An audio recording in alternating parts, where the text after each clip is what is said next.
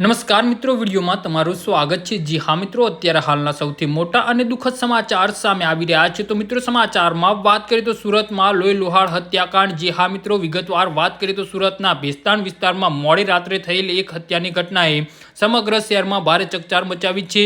બહુચર્ચિત સૂર્યા મરાઠી હત્યા કેસમાં નિર્દોષ છૂટેલા અને રાહુલ એપાર્ટમેન્ટના ગેંગના મુખ્ય સભ્ય તરીકે ઓળખાતા સતીશ ધાગડે ઉર્ફે સતીશ મરાઠાની અજાણ્યા હુમલાખોરોએ ક્રૂરતાપૂર્વક હત્યા કરી દીધી છે। જી હા મિત્રો, અત્યારે હાલના સૌથી મોટા અને દુઃખદ સમાચાર સામે આવી રહ્યા છે।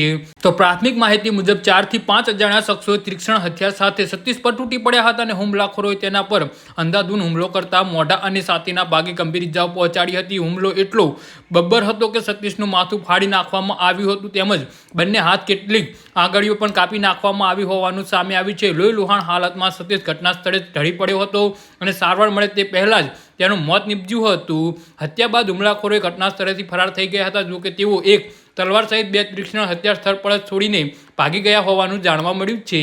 જી હા મિત્રો, તો આના વિશે તમારું શું કહેવું છે તો નીચે અમારી કમેન્ટ બોક્સમાં જરૂરથી જણાવજો। ધન્યવાદ।